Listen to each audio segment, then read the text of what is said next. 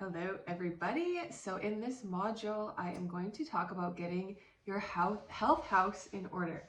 So this is honestly one of the most important things we can do is setting ourselves up for success, right? Like if you think about it, we need to have a goal. We need to know how we're going to get there. We need to have actionable and achievable steps along the way to build trust in ourselves, to show that we can do it, and then to actually do it. So I would love to introduce to you the concept of Kaizen, which is a Japanese word representing the idea of 1% every day. So no matter what you're doing, you just want to be 1% better than you were yesterday. So I encourage you to add this prompt to your journal in the morning. How am I going to be 1% better than I was yesterday? And that's not hard to do. That's just a very small shift, but little by little, one travels far. I have that tattooed on my shoulder. Essentially, it means that by doing small changes every day, this is how we make big shifts.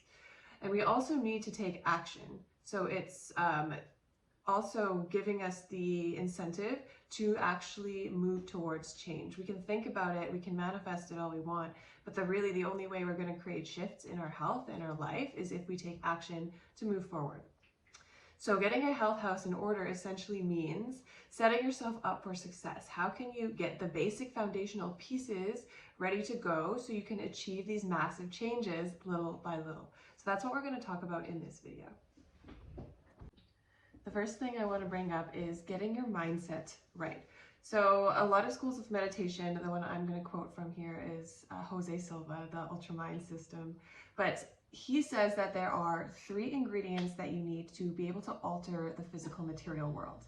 Those are desire, belief, and expectancy. So I could go into a whole masterclass on its own about all of these things, but I'm going to summarize them here quickly, and hopefully you'll get the gist of what's going on. So desire is different from want. Want is coming from lack, whereas desire is following your true purpose and the things that light you up on a soul level. I'm sure you know the difference. You can tell when you want something out of desperation, out of clinging, and it's not actually what lights you up, it's just what's the next step. It's a means to an end. Whereas desire is that passion, that thing that you are driven to do, that you love, that gets you into that flow state. So desire, the word actually stems from desire, which means of the Father. Essentially, it's saying from source, from spirit, from God, from the Father, whatever you want to call it, what it's saying is that the things that you desire are from source. They're from something greater than you. What you desire, what lights you up, what lights your soul on fire is actually because that is what your soul is here to do. That is what you're here to do. So desire is something that we all should be following. This can be almost coinciding with intuition, but in our modern society, we have been conditioned to move away from desire. So how many of you can think of desiring something and then feeling shame or feeling selfish or feeling embarrassment over wanting to desire it? This is because we have been conditioned to learn that it's not okay to desire what we want. It's not okay to want what we want. And it's time to change that and tune into why we want it. Okay, so desire, the first step to sort of start to understand this and uncover it for ourselves is to understand why we want what we want. So for example, take whatever you're working on in your life. Maybe it's health, maybe it's trying to get more clients, maybe it's a promotion at work, maybe it's the relationship. Think about what you want, and then take another minute to think about why you want it. Why do you want the promotion? Well, it's to make more money. Okay, great, but why do you want to make more money? Okay, so you can have nice things, so you can pay off your debt, so you can take your family on vacation, so you can make other people feel loved, so you can feel good yourself, so you can step into your purpose and show up as your best self and change the world. What's the actual desire behind what you want? So getting clear on that will really help us figure out, first of all, the universe understand what to give to you. When I say that, I know that might sound a little bit woo-woo. It is very quantum physics based, but I won't go into it today, right now, in this course at least. But getting clear on our desire helps our subconscious look for it and helps it be delivered to us. So that's the first ingredient. The second is belief. So belief is stemming from desire, knowing that it is possible to happen. So remember, desire from the Father, from universe, from source, meaning that if we have the desire to want to do it, it has to be possible. This is literally our purpose, our manifestation. Why we're here on earth is to follow this desire that has been given to us from something greater. So know that it has to be possible, believing that it has to be possible. It's knowing in your heart that the check is already in the mail, it's coming to you. And this is also something that we have been somewhat conditioned out of in our modern society, away from wishful thinking. And this isn't just magical thinking, okay? So I'm not saying just sit here and believe it'll come to you, and it will. We're doing this in conjunction with getting clear on our desire, getting clear on our expectancy, getting clear on our beliefs, and then also taking action to physically change the reality around us. Okay, so the second one, belief, knowing it's actually possible, the check is in the mail. The third is expectancy. So this is very similar to belief, but this is just knowing that is on the way. It's confidence. It's not knowing that it can happen, it's just expecting that it will happen. Both need to happen. So expectation, it's not about like doing the meditation over and over and over and visualizing things and manifesting things and waiting them to come to you. It's actually doing that once and then knowing that it is coming to you as you take the steps and listen to the world around you. So doing it over and over again, fruitlessly hoping, is actually counterproductive. It's doing it, knowing it, feeling it, embodying it. So these three ingredients, desire, expectation, and belief, I said that out of order, but you get the idea. These are the first ingredients to getting our health house in order. The second ingredient, as I'm saying this now, it actually pretty much fits into the first one. So I'll go over it quickly, but I won't spend too much time on it, but it's getting your intentions for healing. Why do you want to up level? What do you want to do with your health when you feel good? What do you want to do with your energy when you feel good? With your purpose, when you get more clear? When you are feeling your best, you can be your best. So this kind of goes back into desire, getting clear on why you want what you want. What's the intention? What's the desire? What's the intention behind what the want is? Okay, the third rule for success, this is really key here, is setting yourself up for success. And all of this is doing it. So first of all, getting clear on why you want to do it, and now setting yourself up for how you want to do it.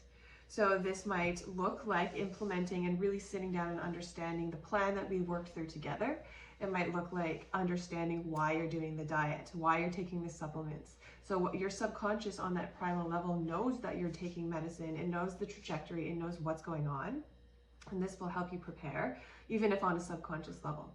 And then on a more physical level, like if you're going to be doing the diet, take some time and understand. Take some time to meal prep. Go get the groceries, write out the recipes, print out the recipes, do whatever you need to do to get yourself ready for success. You know, it's really hard it sucks to meal prep, I'll be honest. Some people like it. I'm not a meal prepper, but when I don't do it, I just grab whatever, or I end up eating like tacos. I'm in Texas now, everything's tacos. But I need to set myself up for success. If I want to do something, I need to make sure that it's easy for myself to do it. So get that stuff ready, obviously get the supplements, understand what's going on, and gather your health team and resources. So hopefully we have worked together already. I like to act as that high-level overseer of everything going on to help you keep accountable, but you also might have other people on your health team that can absolutely help fill it out. So like a therapist is a great person to have on staff, or on your own healing staff, or a healer, or someone that you can talk to, or a coach. Even all of these things are great. A business coach, a life coach, whatever, an RMT, an acupuncturist, if you're into homeopathy, Reiki, any other sort of healers, a medical doctor, or someone who can prescribe you medicine or deal with emergencies or stuff like that you need is always good to have. Gathering your community is another key foundational health piece. So your health team will be part of your community, but also those who help support you on an emotional, personal level, your family, your friends, your coworkers, the people that are closest to you, getting in connection with them, feeling the vibe, if you will, of people who you really connect with. This is actually very potent medicine. It's the primal way that our body learns safety. It's the primal way that our nervous system understands that we are safe, is that we are calm and we are with other people specifically. So community, do not underestimate it, is a very powerful foundational healing piece of health. So I encourage you to utilize that. I know, and I've gone this way myself, especially in the last 2 years, being so isolated, At least in Canada, it was that way. I'm realizing in Texas, not so much, but in Canada, it was very isolating. I lived in a small mountain town during COVID, and like it was so hard to meet people because it was sort of a sleepy town in general. If you don't mountain bike or snowboard hardcore, which I didn't, then it's harder to meet people, especially when literally everything is shut down, the gyms, the restaurants. And so, I get that it's isolated, and I got into my funk, and I found it just easier to not connect. And when I got to Austin and started connecting with community again, I realized what potent medicine it was. And even thinking back to when I went through topical steroid withdrawal, which is a condition that you don't really get unless you're going through it, because the medical world just tells you that it's not a real thing. It's hard to find information. And it's tough without community, and that was my biggest healer. So whatever that looks like to you, it can be virtual community, which is the beautiful part about 2022 right now. I keep wanting to say 2020, but it's not 2020. Whether that be a virtual community, in person is really amazing now that that's happening mostly again. And just anything that helps you feel connected to the world around you. This could be in animals, this could be with trees. I feel like I'm with community in the forest, honestly. But I'm rambling. Find community, find things that you connect with, people, beings that you connect with. This is potent medicine. And then, yeah, so those are your basic health house things that I would say foundational is get your mindset in order, get your physical space and your supplements and your nutrition and your habits in order, and get clear on your desire. Why are you doing what you're doing? This is the most important thing, is because it's going to allow you to take that 1% every day, take action every day, and change the physical world around you. So I look forward to working with you and having you in this course. Chat soon.